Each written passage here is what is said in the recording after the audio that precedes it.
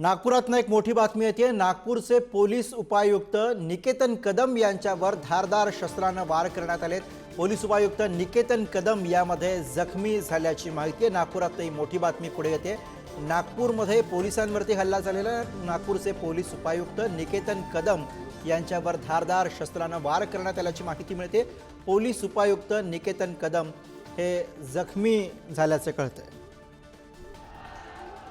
प्रतिनिधी जितेंद्र शिंगाडे सध्या नागपुरातून आपल्या सोबत। जितेंद्र, अत्यंत धक्कादायक अशी बातमी, पोलीस उपायुक्तांवरती हल्ला, त्यांच्या प्रकृतीविषयी काय माहिती आणि या सगळ्या प्रकाराविषयी काय इनपुट्स आतापर्यंत हाती आहेत?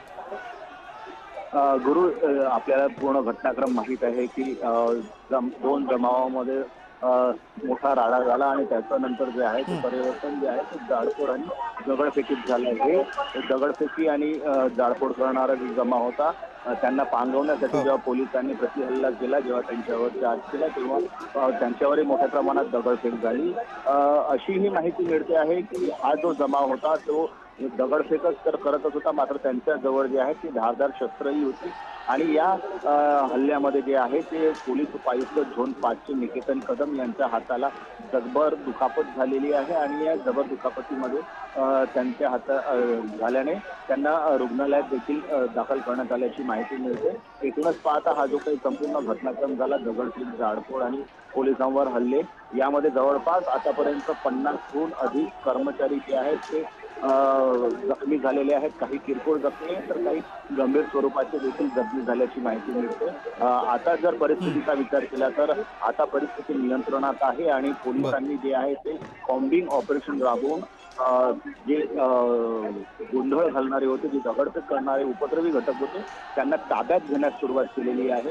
आतापर्यंत 25 ते 30 या लोकांना ताब्यात घेण्यात आलेलं आहे आणि पोलीस जे आहेत ते इथे आता या संपूर्ण परिसरामध्ये म्हणजे महाल असेल, भालदारपुरा असेल, गंजीपेठ असेल, चिटणीस पार्कचा एरिया आहे, या पूर्ण एरियामध्ये पोलीस मोठ्या प्रमाणात बंदोबस्त करून तैनात आहेत आणि सध्या जी आहे ती परिस्थिती नियंत्रणात आहे। मात्र पोलीस कर्मचारी आणि पोलीस अधिकारीही या दगडफेकीत आणि हल्ल्यामध्ये जे आहे ते जखमी झाल्याची माहिती मिळते। गुरु, धन्यवाद जितेंद्र या सगळ्या सविस्तर माहितीसाठी।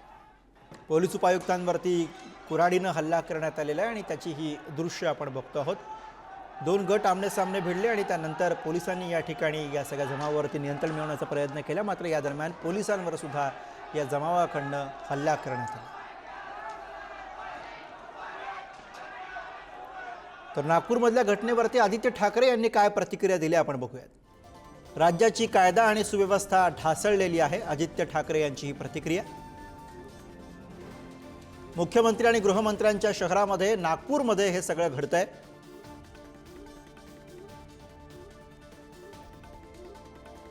आदित्य ठाकरे यांची प्रतिक्रिया समोर आहे। आदित्य ठाकरे यांनी या सगळ्या प्रकारावरती टीका केलेली आहे। राज्याची कायदा आणि सुव्यवस्था ढासळल्याचं आदित्य ठाकरे यांनी म्हटलेलं आहे आणि त्याचबरोबर मुख्यमंत्री आणि गृहमंत्री देवेंद्र फडणवीस यांच्या नागपूरमध्ये ही सगळी परिस्थिती उद्भवली याचा उल्लेख आदित्य ठाकरे यांनी केलेला आहे। राज्याची कायदा आणि सुव्यवस्था कधी नव्हे ती इतकी ढासळलेली आहे असं आदित्य ठाकरे आपल्या एक्स पोस्टमध्ये म्हणत आहेत। विरोधकांनी या सगळ्या घटनेवरनं सरकारला लक्ष केलेलं आहे।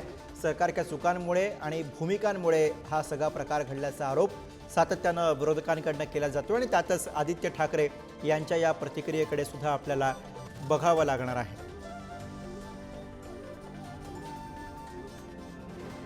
ये सारी चीजें जो है ये नफरत फैला रही है ना। हम तो पहले से बोल रहे हैं कि ऐसे लोगों के ऊपर लगाम लगाए सरकार, वरना देखिए आज किस स्थिति में चला गया है। अब महाराष्ट्र के अंदर हुआ, हम बोल रहे थे कि महाराष्ट्र में काफी दिनों से कुछ लोग चाहते हैं कि तनाव पैदा हो, चाहते हैं कि नफरत बढ़े, चाहते हैं कि इस तरह का वायलेंस हो। हमने मुख्यमंत्री को हमेशा से कहा कि सर आप संज्ञान लीजिए इस बात का, रोकिए ऐसे लोगों को। आज नफरत की आग यहाँ तक बढ़ गई। अब देखिए किसने इनको इजाजत दिया था यहाँ पर जाके आंदोलन करना। एक 400 साल पुराना औरंगजेब का मुद्दा लेकर बीजेपी सरकार तमाम मुद्दों से ध्यान भटका दी है और अब ये हद पे आ गई, नफरत यहाँ तक फैल रही। तो हम तो चाहेंगे कि वायलेंस ना हो,